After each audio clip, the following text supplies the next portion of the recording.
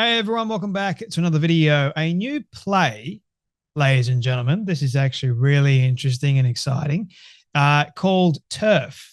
Now, I know that the word TERF seems to annoy a lot of people, but a lot of women have just used it because the trans community get pissed off by the trans exclusionary radical feminist movement, which are just real women that don't want men in their spaces, and they're very vocal about it. And you've got to be nowadays, otherwise the trans community, men in particular, will try and take over the likes of female-only spaces. So they just, I feel like the trans community is like the best community for coming up with all of these derogatory terms. It's really fantastic. I mean, coming up with that other term that you guys know that I actually really hate and I will never say, because gives me shivers all the way down my spine. It starts with a C, and you guys can figure out what that is, but I am refusing to actually say it. TERF, whatever, kind of reminds me of grass, but anyway, I know it stands for Trans Exclusionary Radical Feminists, but nonetheless, a new play called TERF will dramatize J.K. Rowling's relationship with Harry Potter stars. Now, this has really angered a lot of people in the trans community. How can we have the likes of a transphobic individual like J.K. Rowling? We can't have her be any more successful. We've got to try and destroy her. And I've made several videos now of Jeffrey Marsh getting all excited and happy about the fact that J.K. Rowling could lose her licensing with Warner Brothers, or she could lose the deal and all the rest, which is rather interesting because Jeffrey Marsh claims to be all about love and peace and acceptance, and yet Jeffrey is not basically doing the very thing that Jeffrey preaches so vehemently against, is don't hate, but Jeffrey is hating J.K. Rowling. Bit of hypocrisy going on there. So anyway, don't we just love it when the trans community is all upset and enraged over something they shouldn't even be upset or enraged about? They're literally the community that, even though they get everything that they yell and scream about, they're still unhappy. It's like never enough. It's like you got to continue to feed this ever-growing and ever-hungry beast, but it's never satisfied. That's the problem. They're never going to be happy because they can't really accept who they actually are in the first place. So what do you think they're going to do? They're just going to yell and scream and rant and rave and try and destroy the likes of a person who's quite well content with who she is, J.K. Rowling. They're going to pick apart a brilliant author and a brilliant human being by the looks of things. I don't know her personally, but I know her work and it's fantastic. And millions of other people know her work too. So she's literally one of the most famous authors on the face of the earth. And this little minority group just go, J.K. Rowling is hateful for standing up for the likes of real women. I added that last part in case you guys are wondering, because that's what J.K. Rowling is actually known for, standing up for the likes of real women. But the trans community is like, no, you're transphobic.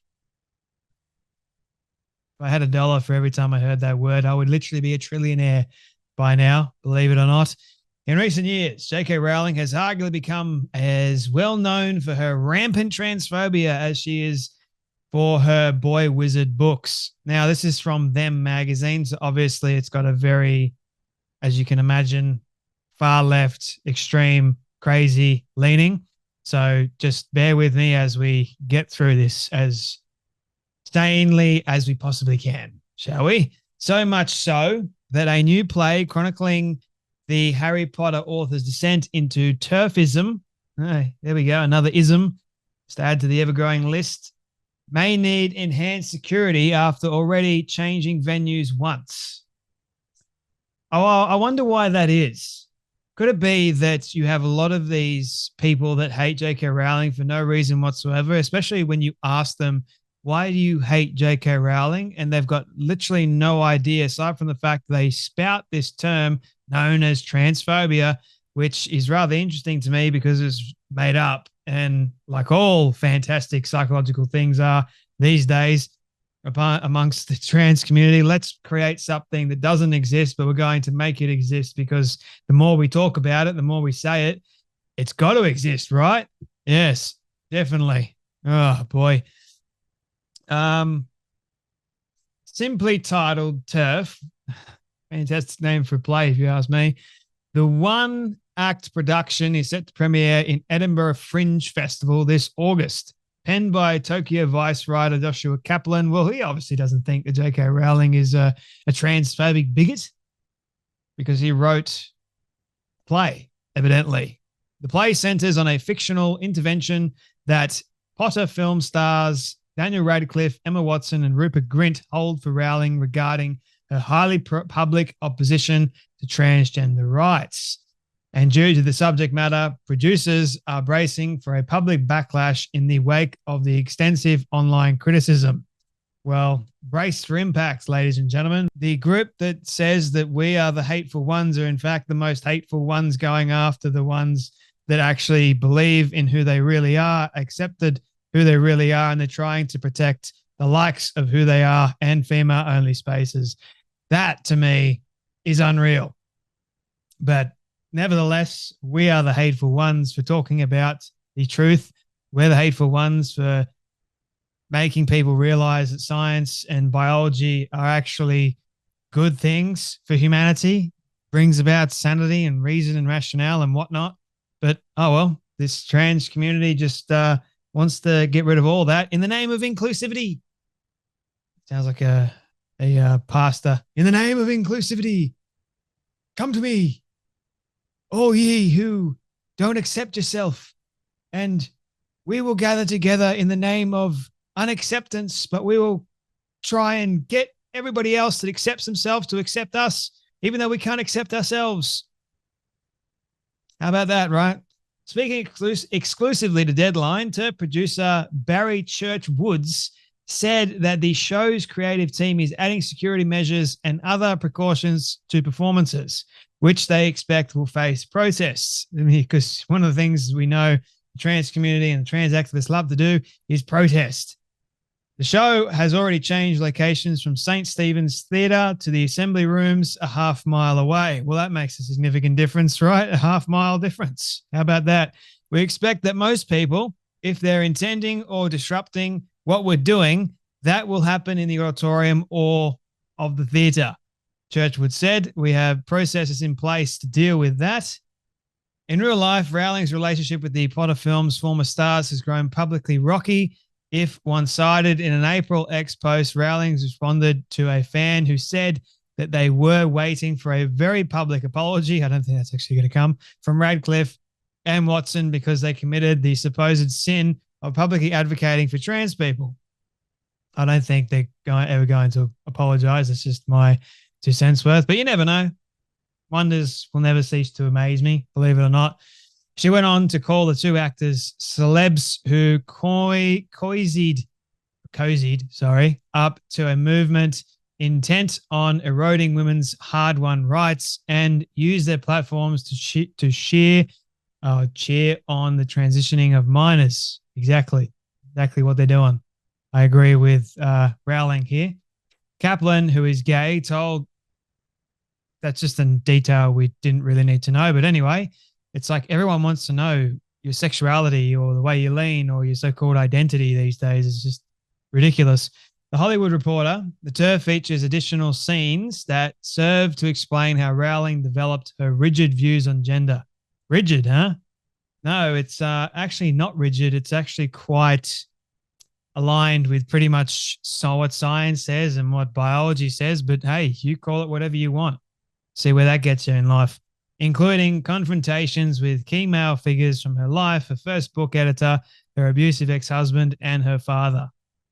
So it sounds like a pretty interesting show, if you ask me. In another recent interview with The Independent, Kaplan said that he would welcome Rowling to see the play, noting that he encourages audiences to take a step back and see why they have come to the opinions they have come to.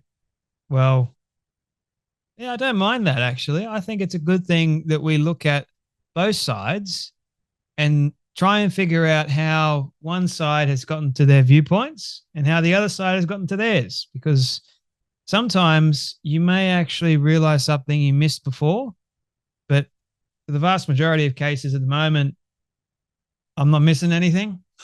I'm not.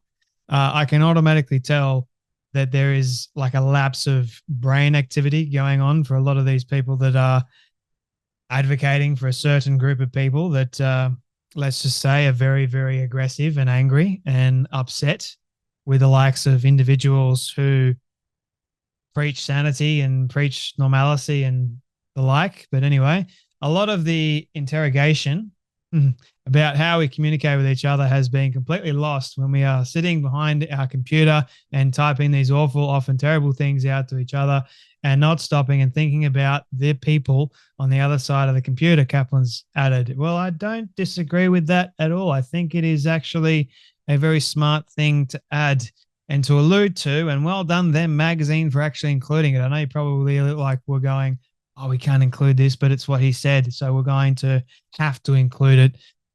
There you go, ladies and gentlemen. I think it's a little bit of reason and common sense because you have a lot of these keyboard warriors sitting behind a computer screen nowadays and just venting all the frustration out, but the likelihood of them doing it in person is quite slim, if any at all. Like, I don't think they would do it to J.K. Rowling's face if she was actually there, but alas, who knows? Some people are very unhinged nowadays, so you don't really know. Still, Kaplan conceded that he regularly edits the play's script due to Rowling's frequent clashes over gender and trans rights. Can you imagine the writer, Kaplan? Oh no, J.K. Rowling's in the news again. We're going to amend the script. Here we go. TERF is set to run at Edinburgh's Assembly Ballroom from August 1st to 7 and August 11 to 25. This setting that feels particularly ironic given that Rowling famously wrote many of the Harry Potter books in the city. Unsurprisingly, transphobes aren't too happy about its existence. In a change.org petition urging the play's original venue, St. Martin's Church, to not expel the production based on the controversy, Churchwoods noted the right-wing websites like Breitbart and Fox News have spread widely inaccurate reports about the play, with some critics going so far as to accuse Kaplan of enabling child mutilation and the like. Well, anyway, speaking of Deadline, Churchwoods added that his mother was targeted by online trolls after a Breitbart article which referred to the playwright as a queer-identifying screenwriter and fascist. All the buzzwords that you want to include in one sentence, with a lot of people don't actually know what a real fascist is or what even is queer. But anyway, who belongs to the woke Gestapo? Ha! That's interesting. Rowling herself has briefly addressed the play's existence during an dispute with trans TV presenter India Willoughby, whom J.K. Rowling previously referred to as Himda Stillaboy, according to Deadline. The Independent reports that after Willoughby joked that Willoughby would play Rowling in TERF, Rowling wrote that it gets kind of confusing, eh? Rowling wrote that Rowling would be investing heavily, that she would be investing heavily in popcorn. Shares the moment the casting had been confirmed. Although Willoughby presumably won't appear in the production, Deadline reports that a trans actress does appear in the play. Although the actress hasn't been identified amid concern, the actress or the actor will face doxing and online abuse. The rest of the cast includes Laura K. Bailey as Rowling, Piers Mackenzie as Radcliffe. Yeah, so you guys get the picture. It's pretty much a play trying to make a mockery and trying to destroy the likes of J.K. Rowling, which I don't think is fair, right? And if I was J.K. Rowling, I would more than likely want to sue. But I think she's got bigger fish to fry, to be honest with you. I think she's got a lot more on her plate at the moment and more care.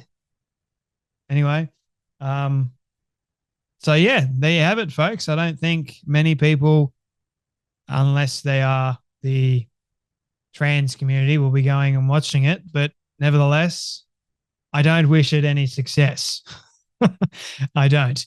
Anyway, you guys take care. You be blessed, and I'll see you all in the next video.